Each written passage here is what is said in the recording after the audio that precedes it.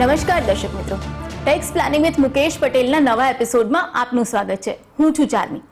કહેવાય છે કે નિવૃત્તિ બાદનો જે સમયગાળો હોય છે એ સૌથી શ્રેષ્ઠ હોય છે, કારણ કે જીવનકાળ દરમિયાન જે પણ કામ કર્યા હોય એના ફળ ભોગવવાનો આ સમય હોય છે. તમને નિવૃત્તિ કાળ દરમિયાન પેન્શન મળે છે, પીએફમાં જે રકમ જમા થઈ હોય છે એ મળે છે, ગ્રેજ્યુઇટી મળે છે, લીવ એન્કેશમેન્ટ મળે છે. પણ આ બધા જ લાભો ત્યારે સારા લાગે છે કે જ્યારે એના પર તમે કર ઓછો કરી શકો, એનું યોગ્ય પ્લાનિંગ કરી શકો અને એને ટેક્સ ફ્રી કરીને તમે ટેન્શન ફ્રી થઈ શકો. તો આજે નિવૃત્તિ સમયના જે પણ લાભ છે એમાં કરમુક્તિની ભેટ કઈ રીતે મળી શકે એના વિશે વાત કરવાની છે. પણ એ પહેલા જોઈ લઈએ આ વખતની ટેક્સ ન્યૂઝ અપડેટ. તો મુકેશભાઈ, આ વખતની ટેક્સ ન્યૂઝ અપડેટ શું છે દર્શકોને જણાવી દો. આપ સૌ જાણો છો કે 13મી ઓગસ્ટ 2020 એક ઐતિહાસિક યાત્રા આખી ભારતીય કર વ્યવસ્થામાં જેણે પ્રારંભ કર્યો એ ફેસલેસ એસેસમેન્ટ ચાર્મી. અને કરદાતાને ખબર નથી કે મારો કોણ આકારણી અધિકારી છે અને ધ હોલ સિસ્ટમ સૌ પ્રથમવાર. પરંતુ બધાને હજી થોડીક મૂંઝવણ હતી, કારણ કે ઘણી બધી કાર્યવાહી ફેસલેસની હજી પાઇપલાઇનમાં હતી. ઇવન આવકવેરા ખાતાને પણ થોડોક સમય હજુ જોઈએ એ પ્રકારે લાગતું હતું. 31મી માર્ચને એક્સટેન્ડ કરીને એ લોકોએ 30મી એપ્રિલ કરી છે. સામાન્ય આકારણીઓ જે છે એ ઓલ સ્ક્રુટિની એસેસમેન્ટ્સ એક મહિનાનો વધારાનો બોનસ સમય, that is the tax news update. Okay.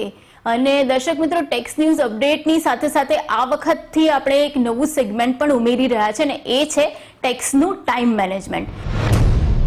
જ્યારે કોઈ પણ નવી વસ્તુ આવતી હોય અથવા તો ટાઈમ એકદમ ઓછો હોય, ઘણીવાર રિટર્ન ભરવાનો સમય નજીક આવતો હોય, તો આવા સમયે શું ધ્યાન રાખવું એની વાત આપણે કરવાના છીએ. બિલકુલ. આપણે ચાર્મી આપણા દર્શક મિત્રોને સમય આજે તમે જો સમયની ઘડી ચૂકો તો એ તમને મોંઘી પડી શકે, એટલે આ ટેક્સનું ટાઈમ મેનેજમેન્ટ આપણે શરૂ કરીએ છીએ. આજે આ એપિસોડ દર્શક મિત્રો જોઈ રહ્યા હશે ત્યારે આ 13મી 14મી માર્ચ છે, શનિ રવિ.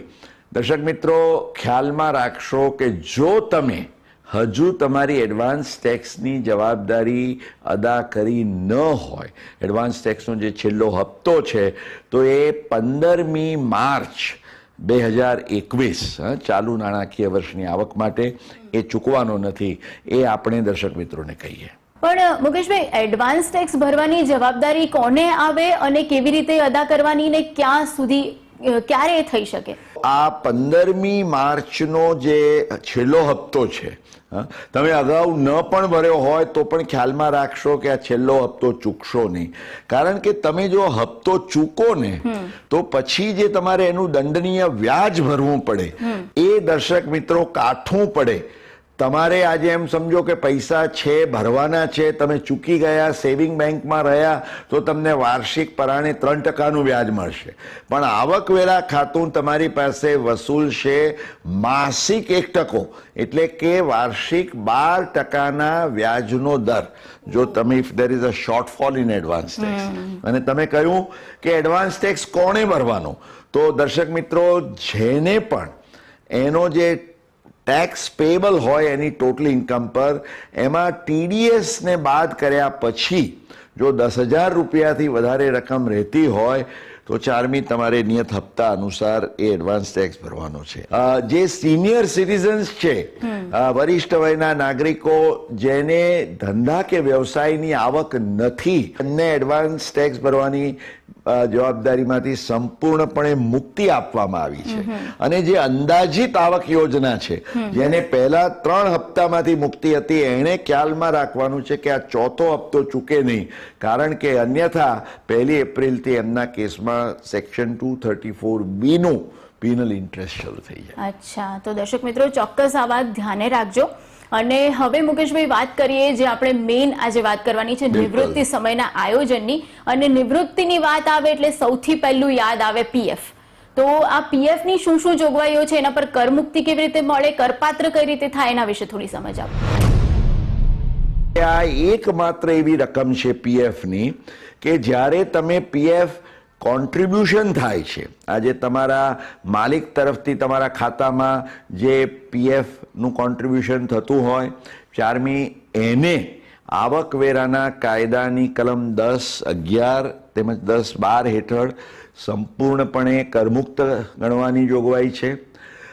નિવૃત્તિ સમયે તમને જે મળે અને જ્યારે વચગાળાના સમયમાં પણ આજે સામાન્ય રીતે 8-8.5% દરે જે વ્યાજની વૃદ્ધિ થાય છે એ વ્યાજ પણ સંપૂર્ણ મુક્ત છે.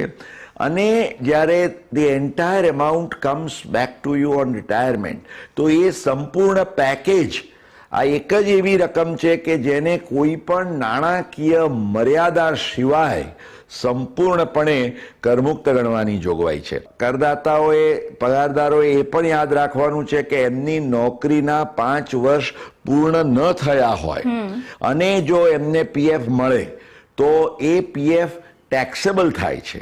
અલબત્ત એ 5 વર્ષની નોકરી કાળ દરમિયાન એમને મળેલું પીએફ જો એ આજે બીજે ક્યાંય નોકરી જોઈન કરે એમાં એને ટ્રાન્સફર કરવામાં આવે તો એના ઉપર કોઈ ટેક્સ નથી. પણ મુકેશભાઈ, તાજેતરમાં કંઈક પીએફના નિયમોમાં પણ બદલાવ આવ્યો છે. એને જ લઈને એક સવાલ આવ્યો છે ધીરેનભાઈ પટેલનો. પીએફની કરપાત્રતા સંબંધી તાજેતરમાં કેટલા સુધારા કરાયા છે? આ સંદર્ભમાં કર્મચારીની નિવૃત્તિ સમયે પ્રોવિડન્ટ ફંડની જે ચૂકવણી થશે તે સંબંધી કરમુક્તિની જોગવાઈઓની સરળ સમજણ આપી શકશો? ઇનફેક્ટ 2020ના અંદાજપત્રમાં પહેલીવાર એવી જોગવાઈ આવી કે માલિક તરફથી જે કર્મચારીના કેસમાં પીએફનો ફાળો જે જમા કરવામાં આવે છે એ પીએફના ફાળાની જમા થતી રકમ જો વાર્ષિક રૂપિયા 7,50,000થી વધુ હોય તો 7,50,000થી વધારાની રકમને કરપાત્ર પગારની આવક તરીકે એટલે કે સવલત તરીકે ટેક્સ કરવાની જોગવાઈ પહેલીવાર આવી. અને આ 7.5 લાખ ઉપરની જે રકમ હોય એના ઉપરનું જે વ્યાજ પણ હોય તો વ્યાજની કરમુક્તિ પણ તમને કલમ 10, 11, 10, 12 હેઠળ ન મળે. કર્મચારી પોતે પોતાના ખાતામાં જે ફાળો જમા કરતા હોય 2021ના અંદાજપત્રમાં ફેબ્રુઆરીની 1લી તારીખે જે રજૂ થયું એમાં નાણામંત્રીની નજર પડી કે જો 2.5 લાખ રૂપિયાથી વધારે વાર્ષિક પીએફનો ફાળો કર્મચારીએ પોતાના ખાતામાં મૂક્યો હોય તો એવા કેસમાં જે એના ઉપર જે વધારાની રકમ છે એને આજે taxable means you will not get the benefit of any exemption અને એનું જે વ્યાજ છે એ વ્યાજ એને કરપાત્ર ગણવાની જોગવાઈ છે. લોકો એમ માને છે કે મારા અગાઉના વર્ષોમાં વધારાના ફાળા હતા એનું શું, તો અગાઉના વર્ષોની ચિંતા કરતા નહીં કારણ કે આ જોગવાઈ આ વર્ષથી જ આવી છે. એ સિવાય એક વાત કરી લઈએ, નાનકડું સુપર એન્યુએશન ફંડનું પણ રમકડું છે કે સુપર એન્યુએશનની રકમ જો તમને તમારી નિવૃત્તિ સમયે જ મળે અથવા તો નિવૃત્તિ પૂર્વે આજે જો પગારદારના અવસાન થતા એના વારસદારોને મળે તો ત્યાં એને કરમુક્તિનો લાભ આપવાની જોગવાઈ છે. પરંતુ તમે આજે નિવૃત્તિ એટલે સુપર એન્યુએશનની વય પહેલા જો તમે છૂટા થયા અને you have taken an early retirement તો એના ઉપર તમારે ટેક્સ ભરવાનો. હવે મુકેશભાઈ, પગારદાર વર્ગને જેટલું વાલું પોતાનું પીએફ છે એટલી જ વાલી ગ્રેજ્યુઇટી પણ હોય છે. ગ્રેજ્યુઇટીના પણ 3 પ્રકાર હોઈ શકે. એક તો જે આજે સરકારી કર્મચારીઓને જે ગ્રેજ્યુઇટી આપવામાં આવે છે તો એમાં તો નિયમ અનુસાર ગ્રેજ્યુઇટી આપવામાં આવતી હોય છે એટલે it is completely tax free કારણ કે સરકાર તો એના જે નિયમોથી વધારે ગ્રેજ્યુઇટીની રકમ આપે છે. પરંતુ જ્યાં સરકારી કર્મચારી નથી એવા કેસમાં 2 પ્રકારના કેસમાં એમને ગ્રેચ્યુઇટી મળે. એક તો જ્યાં પેમેન્ટ ઓફ ગ્રેચ્યુઇટી એક્ટ લાગુ પડે છે એ હેઠળ કર્મચારીને જો ગ્રેચ્યુઇટી મળી હોય અથવા અન્ય પેમેન્ટ ઓફ ગ્રેચ્યુઇટી એક્ટ સિવાયની જો કોઈ યોજના હેઠળ તમને ગ્રેચ્યુઇટી ચૂકવવામાં આવી હોય તો આ બંનેમાં ગણતરી જે કરમુક્તિ માટેની છે તે થોડીક જુદી છે. આવકવેરાના કાયદાની કલમ 10 પેટા કલમ 10 હેઠળ આની જે આખી ગણતરી આપવામાં આવી છે કે in case of payment of gratuity act આજે એક તમે આમાં મુખ્ય જોવાનું શું છે કે તમે કેટલા વર્ષ માટે તમે તમારા માલિક સાથેની નોકરી પૂર્ણ કરી છે. જેટલા વર્ષની તમે નોકરી પૂર્ણ કરી હોય એટલા વર્ષની નોકરી માટે અડધા માસના પગાર દીઠ, હવે આ અડધા માસના કોમ્પ્યુટેશનમાં બંનેમાં સહેજ અલગ અલગ નિયમો છે ચાર્મી, કે જો આજે પેમેન્ટ ઓફ ગ્રેચ્યુઇટી એક્ટ હોય તો 31 દિવસનો મહિનો ગણી 5 દિવસ રજાના ગણાય એટલે 26 વર્કિંગ ડેઝ, અને એનો અડધો મહિનાનો અડધો એટલે 15. એટલે જેટલા વર્ષ તમે પૂર્ણ કર્યા હોય એને 15 ડિવાઇડેડ બાય 26 ગણી અને જે તમારો એવરેજ સેલરી હોય, અને average is considered on the basis of the last 10 month salary. અને હંમેશા ગ્રેચ્યુઇટી માટે તો તમારો બેઝિક અને ડીએ એ ગણાતો હોય છે, જે અલાવન્સીસ વગેરે દે ડોન્ટ ગેટ ઇનટુ ગ્રેચ્યુઇટી. એટલે આ કેલ્ક્યુલેશનના આધારે જે રકમ થતી હોય તે, અથવા વધુમાં વધુ અગાઉ 10 લાખ રૂપિયા હતી, આપ જાણો છો એ પ્રમાણે 29મી માર્ચ 2018 થી આ લિમિટ વધારવામાં આવી અને હવે અત્યારની પ્રવર્તમાન મર્યાદા છે 20 લાખ રૂપિયા.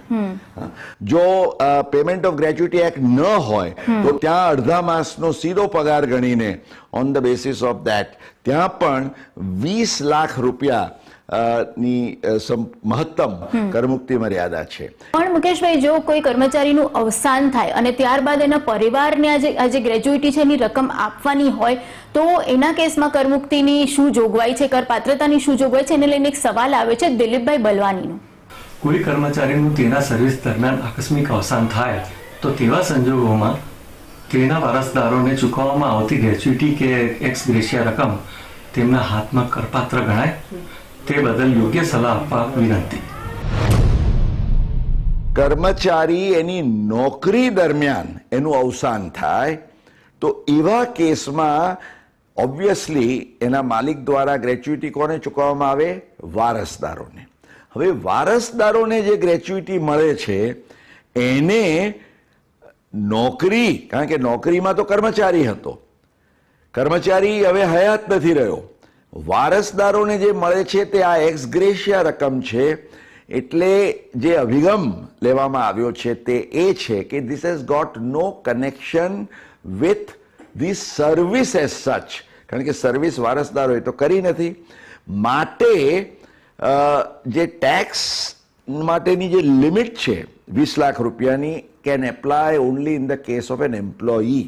એટલે એના વારસદારોને આજે 20 લાખ થી વધારે પણ રકમ મળે ચાર્મી, તો દિલીપભાઈ એવા કેસમાં એને સંપૂર્ણપણે કરમુક્ત ગણવામાં આવશે. હવે મુકેશભાઈ, પીએફ ની વાત કરી, ગ્રેચ્યુઇટી ની વાત કરી, પણ પેન્શન જે દર મહિને કર્મચારીને મળે છે, પણ જનરલી એવું જ હોય છે કે દર મહિને રિટાયરમેન્ટ થયા પછી એ પેન્શન મળતું રહે. પણ જો કોઈને લમસમ અમાઉન્ટ પેન્શન તરીકે જોઈતી હોય તો એનો કોઈ ઓપ્શન છે ખરો? સામાન્ય રીતે જે નિવૃત્ત થાય અને જેના માટેની પેન્શનની યોજના હોય તો તમે કહ્યું એ પ્રમાણે એમને એક ઓપ્શન હોય છે કે ભાઈ અમારે પેન્શન માટે જ જવું કે સંપૂર્ણ રકમ જે અમને મળવા પાત્ર હોય અમે પેન્શન તરીકે લઈએ, કે પેન્શનની અવેજીમાં પાર્ટલી અમે એક લમસમ લઈએ, જેને ટેકનિકલ લેંગ્વેજમાં કોમ્યુટેશન ઓફ પેન્શન કહેવામાં આવે છે.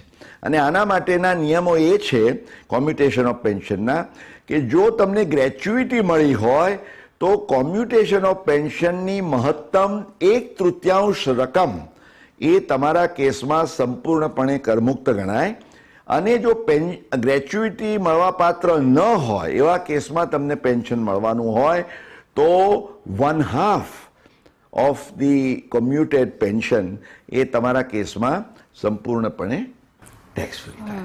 હવે મુકેશભાઈ, બીજો જે એક લાભ મળે છે એ છે લીવ એન્કેશમેન્ટનો, જ્યારે રિટાયરમેન્ટ થાય ત્યારે. તો આને પર કરપાત્રતાની શું જોગવાઈ છે? એ કરમુક્ત છે કે કરપાત્ર છે? સરકારી કર્મચારીઓના કેસમાં તો સંપૂર્ણપણે કરમુક્ત છે, કારણ કે એમને નિયમ અનુસાર આપવામાં આવે છે. જે પ્રાઇવેટ સેક્ટરના એમ્પ્લોઈઝ છે એમને આ લીવ એન્કેશમેન્ટ જે આપવાની વાત છે તે લીવ એન્કેશમેન્ટ મહત્તમ ₹3 લાખની મોનિટરી લિમિટના આ સીલિંગ સાથે એને કરમુક્ત ગણવાની જોગવાઈ છે. અને આની ગણતરી કેવી રીતે થાય છે કે વધુમાં વધુ તમને 10 મહિનાનો તમે જે તમારી અર્ન્ડ લીવ એક્યુમ્યુલેટ કરી હોય એટલે તમારો જે લાસ્ટ પે હોય એના બેઝ ઉપર અને 10 મંથ્સનો એવરેજ લેવાનો, એના બેઝ ઉપર અગેન આ ચાર્ટમાં આપણે બતાવ્યું છે એ પ્રમાણે ગણતરી થતી રકમ 3 લાખ સુધી કરમુક્ત અને એનાથી વધારે હોય તો નોન ગવર્મેન્ટ એમ્પ્લોઈઝમાં ટેક્સેબલ, ગવર્મેન્ટ સેક્ટર માટે કમ્પ્લીટલી ટેક્સ ફ્રી. દર્શક મિત્રો, નિવૃત્તિ સમયના કરવેરા આયોજનનું હજી પણ કેટલીક વાત કરવાની છે, પણ એક બ્રેક બાદ. પણ મુકેશભાઈ, રિટાયરમેન્ટ વખતે જ લીવ એન્કેશમેન્ટ મળે કે પછી તમે નોકરી છોડો ત્યારે પણ મળી શકે? એને લઈને એક સવાલ આવે છે ગીતાબેન જોશીનો. સર, મારો પ્રશ્ન એ છે કે પગારદાર કર્મચારીને લીવ એન્કેજમેન્ટ સંબંધી કરમુક્તિનો લાભ રિટાયરમેન્ટ ઓન સુપર એન્યુએશન સંબંધી જ મળી શકે કે રાજીનામા દ્વારા સ્વૈચ્છિક નિવૃત્તિના કેસમાં પણ મળી શકે? આ અંગે યોગ્ય માર્ગદર્શન આપવા વિનંતી. Thank you. જે કલમ છે લીવ એન્કેશમેન્ટને લગતી સેક્શન 10(10)AA, એની અંદર એમ કહેવામાં આવ્યું છે કે when you get leave encashment at the time of retirement on superannuation or otherwise, તો આ સુપરએન્યુએશનનું ઇન્ટરપ્રિટેશન આવકવેરા ખાતાએ એવું કહ્યું કે ભાઈ તમને 58 કે 60 વર્ષે તમે નિવૃત્ત થતા હો ત્યારે જે લીવ એન્કેશમેન્ટ મળે એને જ આ કરમુક્તિનો લાભ મળે. એટલે માની લો કે કોઈએ 10, 15, 20 વર્ષની નોકરી કરીને એને છોડી નોકરી, સ્વૈચ્છિક રીતે એને રાજીનામું આપીને છોડી, તો એવા કેસમાં આ જ્યારે કોર્ટમાં બંને કોર્ટોએ જે ચુકાદો આપ્યો છે, બોમ્બે અને મદ્રાસ હાઈકોર્ટે, એમણે એમ કહ્યું કે ભાઈ retirement on superannuation or otherwise છે એટલે it can also be voluntary retirement. તમે સ્વૈચ્છિક રીતે આજે રાજીનામું આપીને નિવૃત્તિ લીધી હોય તો એવા કેસમાં પણ તમને આ લીવ એન્કેશમેન્ટની જે રકમ મળે એ લાભ તમે લઈ શકો. દેટ મીન્સ કે તમે 2-3 વાર અલગ અલગ નોકરી કરી હોય તો એ દરેકમાંથી તમને મળે, પણ ટોટલ 3 લાખ ગણવાના. જેવી રીતે ગ્રેચ્યુઇટીમાં પણ 4મી આપણે આપણા દર્શક મિત્રોને ખાસ કહીએ કે તમારી જે 20 લાખની લિમિટ છે, અહીં લીવ એન્કેશમેન્ટમાં 3 લાખની લિમિટ છે. તો ગીતાબેન જેવા કેસમાં પણ એમણે જે પ્રશ્ન પૂછ્યો એ યુ હેવ ટુ કન્સિડર કે અગાઉ જે તમે એન્જોય કરેલી લિમિટ હોય એ બાદ કર્યા પછી બાકી જે રહેતું હોય ને બેલેન્સ, એ તમને એક્ઝમ્પશન મળે. હવે મુકેશભાઈ, આપણે ગ્રેચ્યુઇટીની વાત કરી, પીએફ, પેન્શન બધું જ વાત કરી, પણ ટેક્સ પ્લાનિંગ માટે જે પગારદાર વર્ગ છે એ નિવૃત્ત થયા પછી અથવા તો પગારમાં યથાવત હોય ત્યારે શું પોતાના ટેક્સ પ્લાનિંગ માટે ખાસ ધ્યાન રાખી શકે? કયા એવા મંત્ર છે એ પૂછી રહ્યા છે ધવલભાઈ શાહ. હું એક પગારદાર કર્મચારી છું. સર, પગારદાર કર્મચારીઓના કેસમાં ટેક્સ પ્લાનિંગ માટેની જાદુઈ જડીબુટ્ટી કહી શકાય તેવી સ્ટ્રેટેજી અંગે માર્ગદર્શન આપી શકો? તમારી પગારની આવક છે એની કરપાત્રતા કે કરમુક્તિ કે એને લગતી કપાતો એ તો કાયદાના નિયમનને આધીન છે. અને આ આપણા 4 એપિસોડ્સમાં અમે તમને એના અંગે માર્ગદર્શન આપવા માટે અનેક પ્રયત્નો પણ કર્યા, પરંતુ ધ માસ્ટર કી શું છે કે ભાઈ પગાર સિવાયની આવક. આજે દાખલા તરીકે એક પગારદારના કેસમાં પગારની આવક ઉપર તો એને 30% લાગે છે, હી કાન્ટ ડુ મચ. પગાર સિવાયની આવક હોય તો 4મી એમણે એ ખ્યાલમાં રાખવું જોઈએ. ને ધવલભાઈ અને બીજા અનેક મિત્રોને આપણે એ કહીએ કે તમારી બચત થઈ છે, આજે દાખલા કે 50 લાખ રૂપિયા તમારા બચ્યા, અથવા તો તમને રિટાયરમેન્ટ પછી કરોડ રૂપિયા મળ્યા, અને બધા જ જો તમે તમારા નામે રાખીને વ્યાજની આવક બધી ભેગી કરશો તો you will go in the top tax bracket of 30%. તો તમારા માટે ઓપ્શન છે. ઘી ઢળ્યું તો ખીચડીમાં કહીએ ને. તમારા પત્ની, જો પત્ની કામ ન કરતા હોય તો આજે એની તમે એક ફાઇલ ઊભી કરીને એનામાં તમે એને લોન આપીને, ગિફ્ટ ના આપતા, નહીં તો ક્લબિંગ ઓફ ઇન્કમ થાય, પણ લોન આપીને એના કેસમાં તમે વ્યાજની આવક ઊભી કરી શકો. તમારું HUF બનાવીને એમાં તમે મૂડી લોન તરીકે આપીને એમાં પણ તમે આવક ઊભી કરી શકો. આજે તમારા પુખ્ત વયના બાળકો હોય એને પણ બક્ષિસ કે લોન આપીને કરી શકાય. એટલે દર્શક મિત્રો, આ ખાસ ખ્યાલમાં રાખશો કે તમારી પોતાની પગારની આવક અને એની સાથે કનેક્ટેડ જે સ્ટેચ્યુટરી તમારા કમિટમેન્ટ્સ કે સેવિંગ્સ છે that is fine, keep it to your self. પણ પગાર સિવાયની બીજી જે કાંઈ આવકનું આયોજન એ તમારા કુટુંબના અન્ય સભ્યોના કેસમાં HUF સહિત તમે કરો એ તમારા માટે મોસ્ટ બેનિફિશિયલ થાય. અને બીજું સૌથી છેલ્લે, this is the first year of old versus new, એટલે તમારે એ પણ ખ્યાલમાં રાખવાનું છે કે ભાઈ કપાતો સાથે કે કપાતો સિવાય હું ટેક્સ કેવી રીતે બચાવી શકું. દર્શક મિત્રો, આપણે અગાઉ પણ ઓલ્ડ વર્સિસ ન્યૂમાં વાત કરી. 15 લાખ રૂપિયાથી ઓછો પગાર હોય તો કપાતો લાભદાયી થાય. 15 લાખ ઉપર હો તો 2.5 લાખ રૂપિયા સુધીની કપાતો સુધી નવી સ્કીમ જ તમારા માટે લાભદાયી થાય. પરંતુ 2.5 લાખથી વધારે કપાતો હોય તો ચાર્મી ઓલ્ડ ઇઝ ગોલ્ડ. તો દર્શક મિત્રો, નિવૃત્તિ સમયે કરમુક્તિની ભેટની આજે વાત કરી છે અને ખાસ તો જે પેન્શનર્સ છે, જેમને ગ્રેજ્યુઇટી મળે છે, PF મળે છે, એ બધાએ શું શું ધ્યાન રાખવું એની આજે વાત કરી છે. પણ હજુ પણ નિવૃત્તિ વખતે જે પણ આયોજન કરવાનું છે એના માટેનું એક સૌથી મોટું પાસું છે NPS, નેશનલ પેન્શન સ્કીમ. એના વિશે વાત કરીશું આવતા એપિસોડમાં. તો એને લઈને અથવા તો ટેક્સને લઈને તમને કોઈ પણ સવાલ સતાવતો હોય અથવા તો તમારી કોઈ પણ મૂંઝવણ હોય તો એના વિશે તમે એમને પૂછી શકો છો. એના માટે તમે WhatsApp દ્વારા વિડીયો રેકોર્ડ કરીને પણ સવાલ મોકલી શકો છો અને ઈમેલ ID નોંધ કરીને એના પર પણ તમે તમારા સવાલો મોકલી શકો છો. તો જોતા રહેજો tax planning with Mukesh Patel.